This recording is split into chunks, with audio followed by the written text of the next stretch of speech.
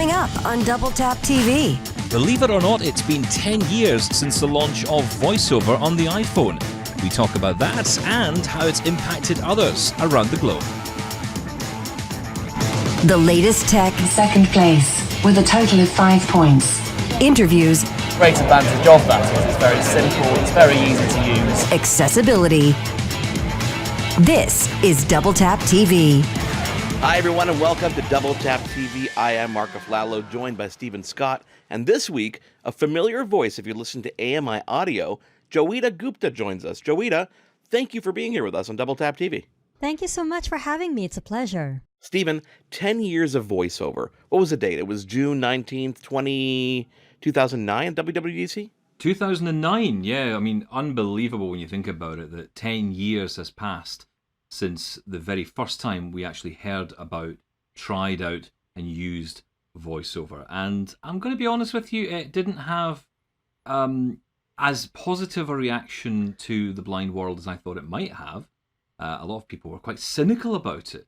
You know, not all our audience is blind or partially sighted, so for the benefit of those people, can you explain what VoiceOver was, especially back when it was first announced in 2009? Yeah, well, do you know what? I'm going to let ladies go first on this. Joeita, what is VoiceOver to you and your understanding of it from your point of view? So VoiceOver was a game changer for people who were blind or partially sighted.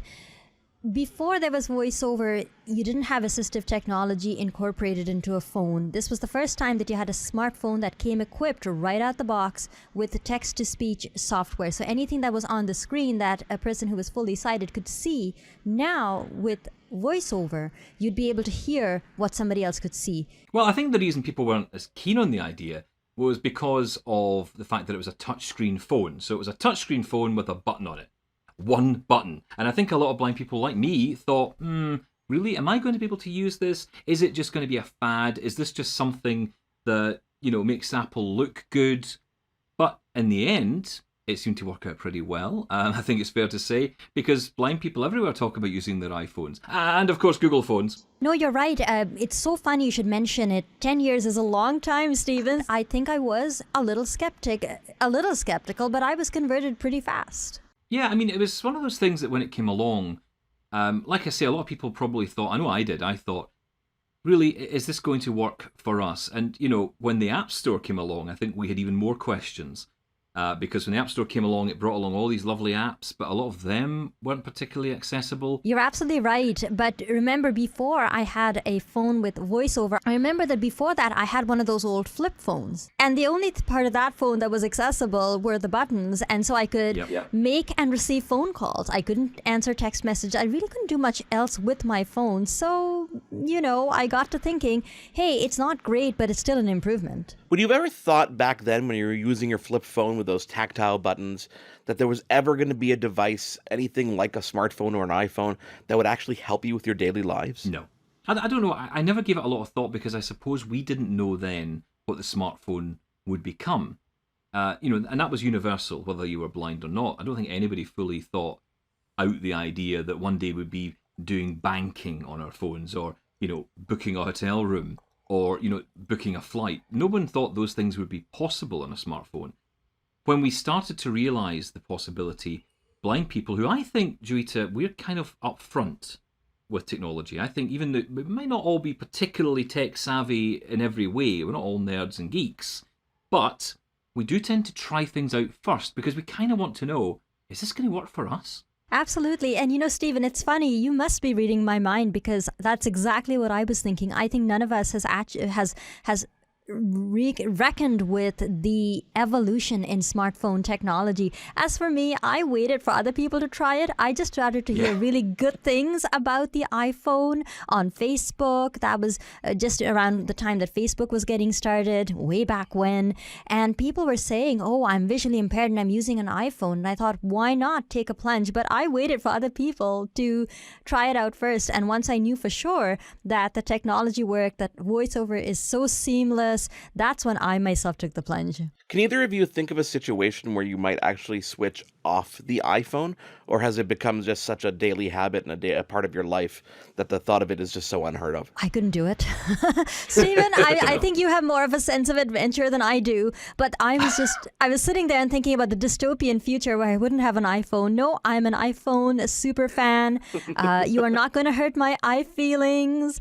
I am through and through an Apple devotee because they've done so much. Now, I know there are criticisms of Apple where, people say everything is embedded in that ecosystem and what have you. But Apple was the first one out of the gate, and it really was a revolutionary in that it suddenly put people with disabilities at the center, and they said, we're going to make it so that our product is accessible to you right out the box, and you don't have to do that extra step of downloading something, and you can feel like you can use the same tech as everybody else.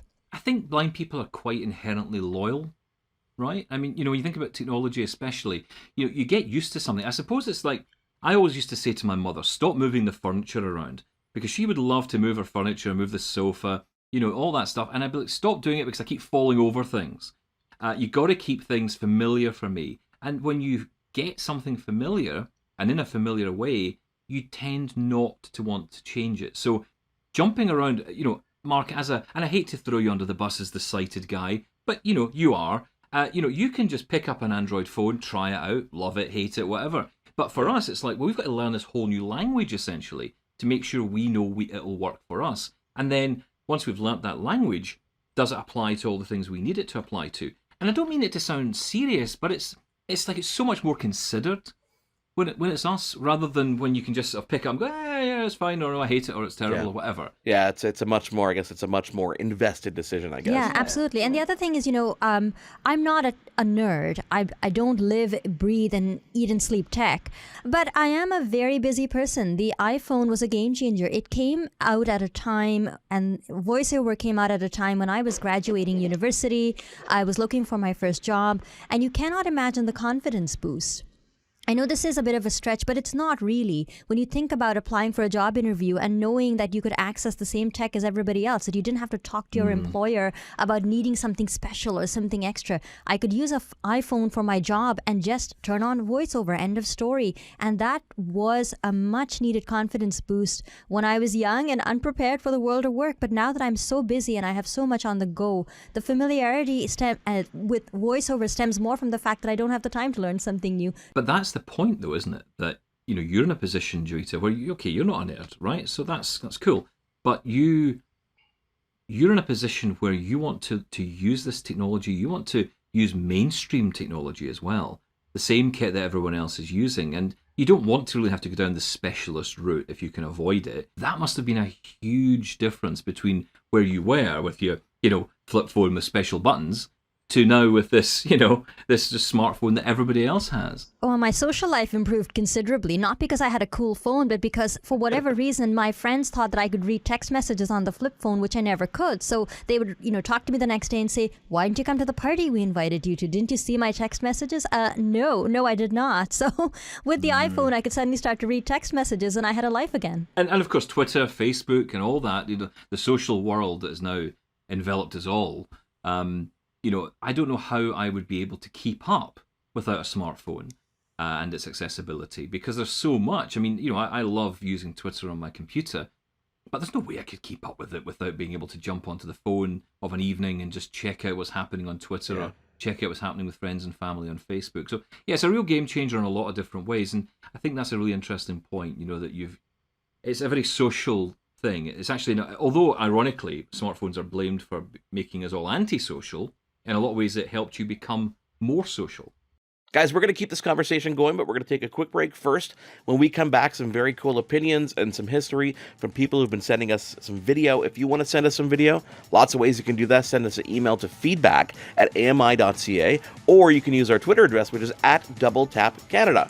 I am Mark Aflalo this week with Stephen Scott, of course, and Joita Gupta. We'll be back in just a moment here on Double Tap TV. Love Double Tap TV? Listen to AMI Audio for Double Tap Canada every Thursday at 8 p.m. Eastern for news and reviews on everything tech.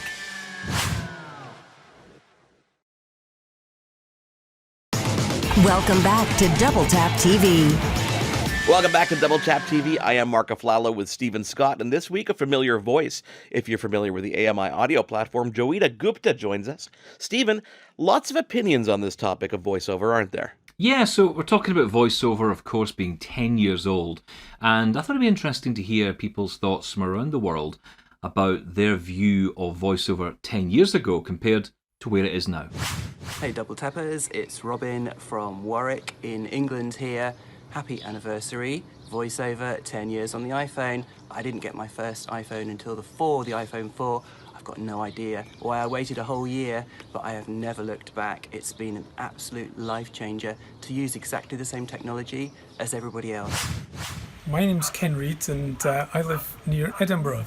I very fortunately went to a conference where an early adopter was using an iPhone and had VoiceOver on it, and they demonstrated it to me and showed me that it is possible for a blind person to use a smartphone. It took me a while to make the big step, but then I got my iPhone 5, and that would be 5 years ago about now, and I've never looked back. Hi everybody, Kelly McDonald from AMI TV's Blindsided and Kelly & Company on AMI Audio. Years ago, a friend of mine was talking to me about having accessibility on a phone. And at that time you bought the phone and bought the complimentary software. Then along came Apple with the iPhone. At that time for me, an iPhone 4. It was a game changer. Then I learned more about accessibility, and so did the rest of the world. As it was possible to grab a friend's phone, turn on VoiceOver, and make a call, and they got to learn about it. And now we know how much more it helps everybody. You know, guys, I've never really realized the impact that VoiceOver had on the blind and partially sighted community. Are you ever worried that Apple will stop supporting it or that the feature might go away one day? Well, yeah. Well, do you know what, Joeita? I'd say if they ever did do that, I'd be so depressed. But a couple of years ago, there was a concern around Apple's involvement with accessibility. I think one of the iOS versions that had come out wasn't particularly great with accessibility, and there was a lot of bugs and a lot of issues, and they were very slow to fix them. And it just felt like it was all on the back burner. And I did worry for a while that maybe it would be, this is the end of the road in terms of accessibility. I think that's maybe changed a little bit, but it is a concern, isn't it? That, new CEO comes along and, well, that's that. It is and it isn't. I mean, it's a concern in that, yes, they might have a version that's just not all that stable, and they might decide it's not worth it for them to invest in the research and development to try and improve on their product, but it would be a lost opportunity. People who are blind aren't just congenitally blind. There are a large number of people, and that population is increasing, by the way, where people are starting to lose their vision in later life because of conditions that are things like, macular degeneration. There is a market share that Apple would be able to monopolize and capitalize on if they realize that there is a market, a rapidly growing market for VoiceOver and for their product. So being accessible isn't just the right thing to do, it's the smart thing to do. I know it's an overstated thing, but it does need to be said here. Now you've got so many options that I think even if the unthinkable happens, I suspect that other platforms are equally good or getting there. So I'm concerned it would mean making a change, and I hate change, but I would be okay because, as you said, Stephen, I thought that was quite astute in the first segment. People who are blind or partially sighted may not be technologically savvy, but we're not shy about trying new tech.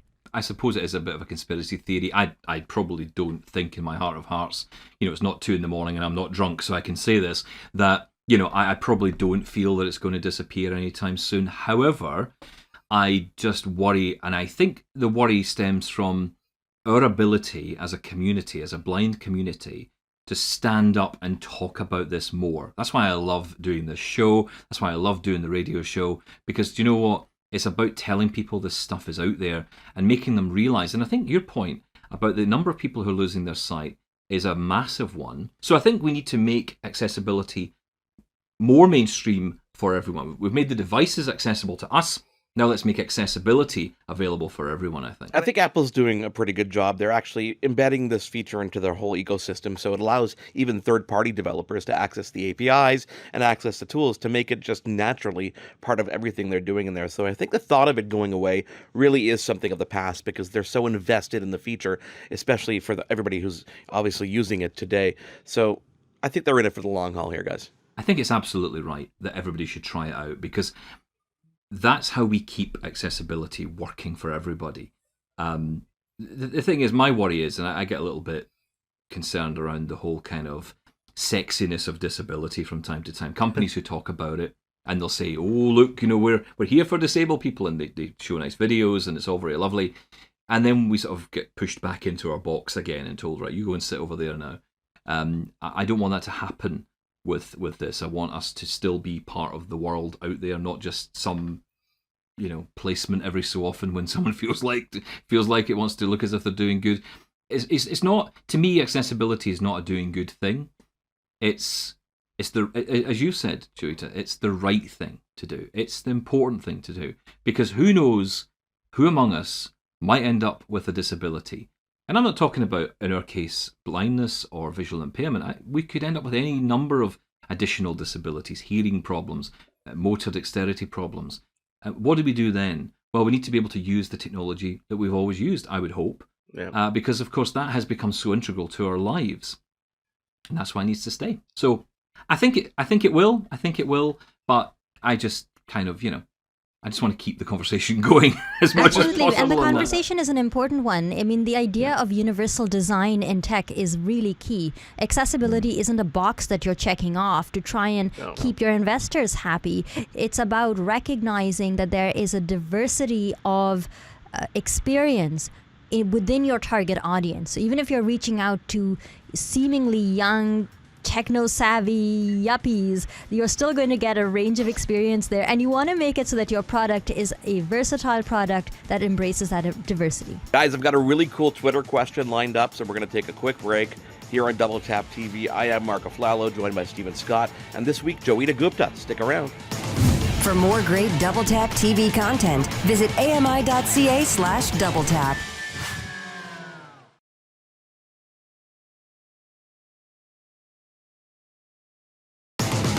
This is Double Tap TV. We are back on Double Tap Television. I am Mark Aflalo with Stephen Scott, and this week joined by Joita Gupta. Guys, we get so much feedback on the Twitter and the email address. Stephen, what are those? Okay, if you want to get in touch on email, it's really simple, feedback@ami.ca. And we're also on Twitter as well. Here are rants and musings on Twitter @DoubleTapCanada. So Daisy sent us an email here to feedback@ami.ca. She writes, "Guys, there's so many uses for VoiceOver, but I'm wondering what your favorite use is, because a lot of people customize the way in which they use it." That's a really good question. Ladies first, Joita? My favorite feature about VoiceOver, and other screen readers have since gone on to emulate it, is the ability to turn off the speech without turning off the software. You can obviously enable and disable VoiceOver, and I'm sure we'll talk about it. I'm talking about those instances where I can, with 3-finger double tap, toggle the speech on and off. Now, this must seem counterintuitive. Why on earth would a blind person want to use a phone without the speech? And there are several instances where that comes in awfully handy.